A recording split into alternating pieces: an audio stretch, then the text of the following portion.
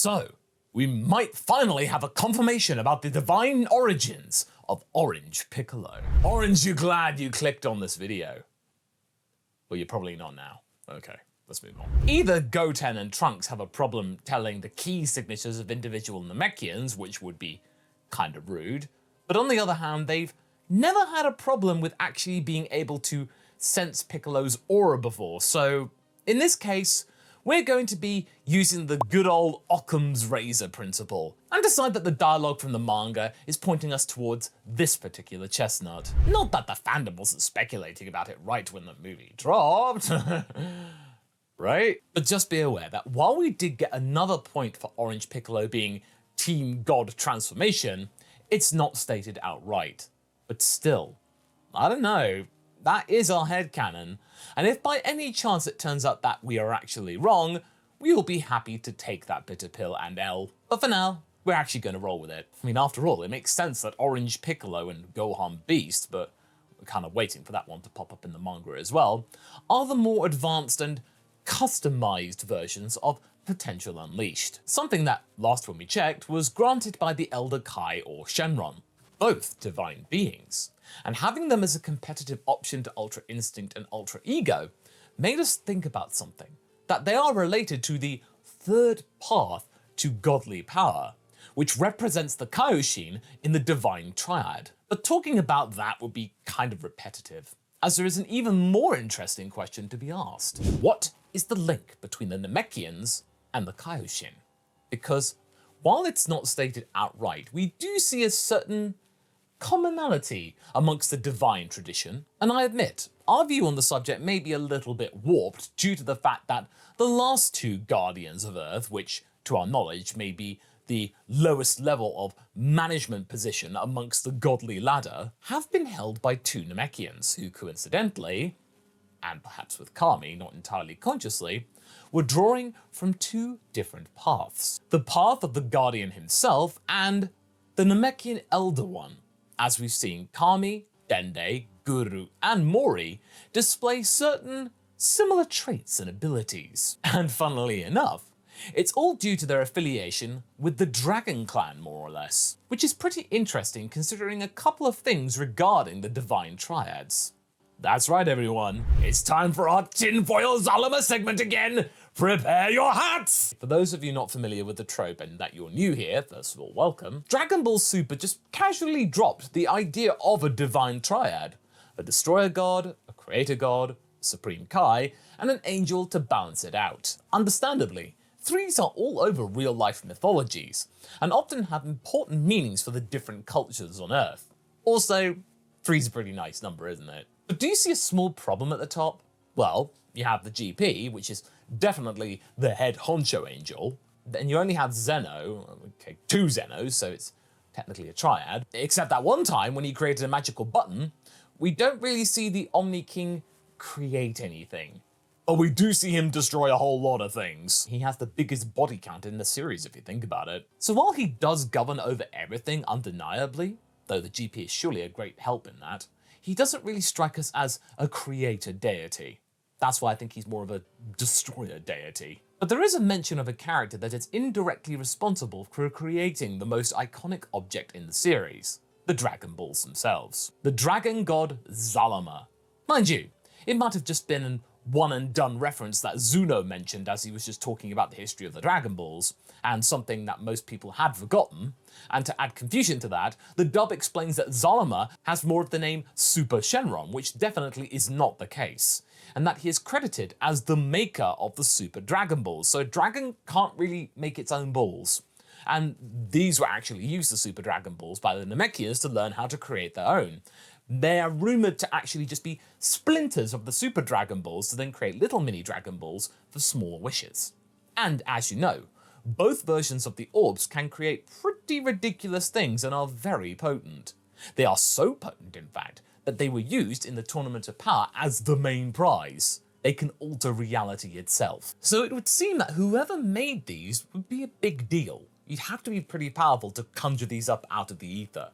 Also, the old Kai who's the most ancient Kaioshin we see in the series, seems to have a slight distaste towards the Namekian version of the orbs, feeling that it's something that goes against the natural order, because they didn't make it. Which is an offhand comment in the Buu saga itself, but is being built around in Xenoverse 2, when he is more open about his dislike of not only using the orbs, but also meddling with them. But mind you, Dragon Ball continuity is quite confusing, as it is without adding games into the mix, but it is interesting that this particular trait of this character remains. There is also that one offhand comment that Namekians may even come from outside both universes 6 and 7.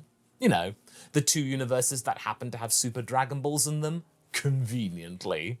So, you know, the relationship between the Zalama being is not confirmed, but it definitely seems to be implied. But let's take a look at the Kaioshin now. They are very function-oriented, and depending on which Toriyama interview you look at, you either get a new Kaioshin when the old one dies, or you get special golden apple ones that are then grown into Supreme Kais and chosen for the role. I would assume that the second option is considered accurate, since this does seem in line with the dynamics between the Grand Supreme Kai and Shin, as well as Goasu and Zamasu.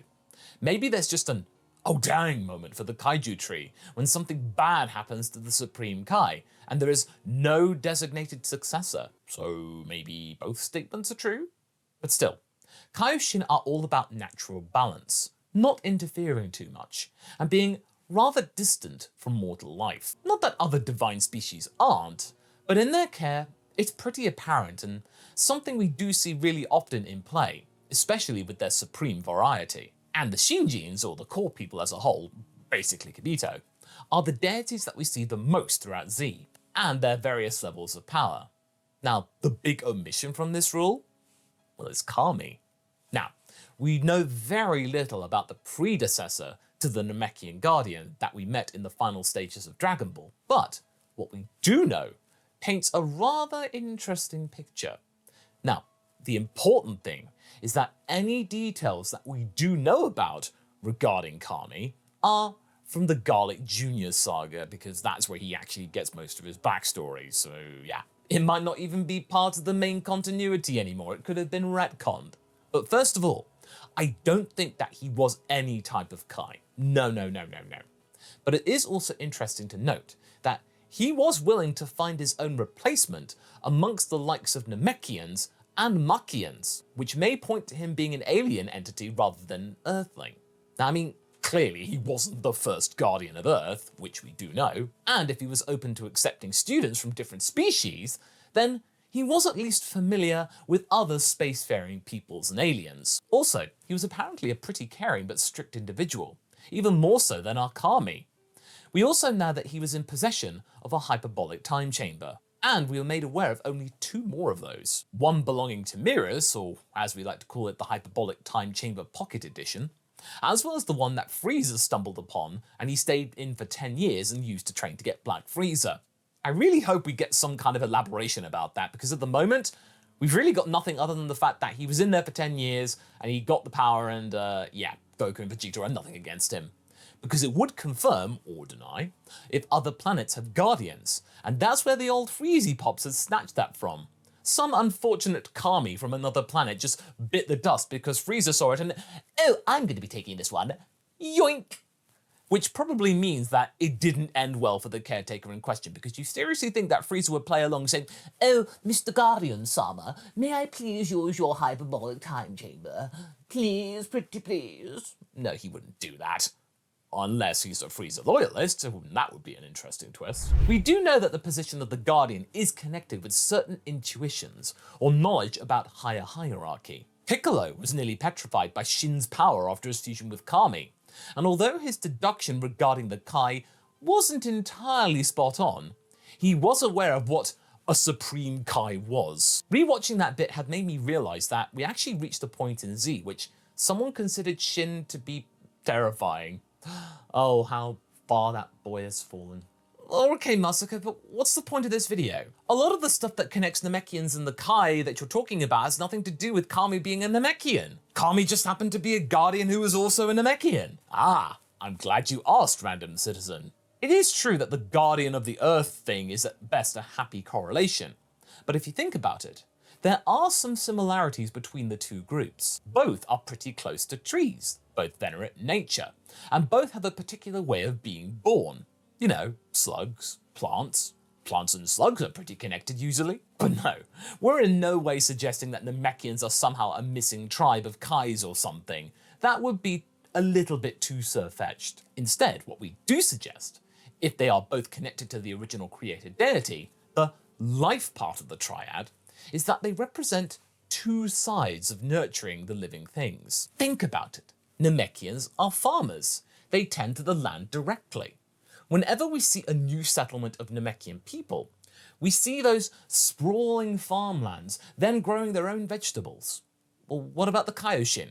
Well, their world is sacred, filled with grasslands and meadows, but they don't seem to be modified. They seem to be natural, because the Shinjin are watchers, they're not gardeners. Heck, if you think about it, Kami has this little tree ally on the lookout that he and Mr. Popo tend to. While this position is dictated by the order of the Kaioshin, his very nature makes him act when King Piccolo's son is on the loose. Imagine if those two people were created by the same entity and given a guideline to help preserve life, but they had different ideas about it. Maybe the rift was so powerful that it caused the Namekians to leave the divine sphere and journey to the mortal realm. Maybe this is the reason why old Kai is not so fond of Dragon Balls, because it gives mortals access to the powers of the gods and their tools. And not only that, but it's done by species that had fundamentally different ideas about tending to life in the universe. The idea that Namekians were once a divine species isn't anything new, but them being rivals to Kais at some point is. There might be something more brewing for them, as the recent media that we've gotten has given us so many new lore clarifications about Namekians, uncharacteristically so as well, because the other realm comment from the manga seems to cement that, at least in this continuity, that they are considered to be some sort of divine species. But if we connect them to life, everything falls into place.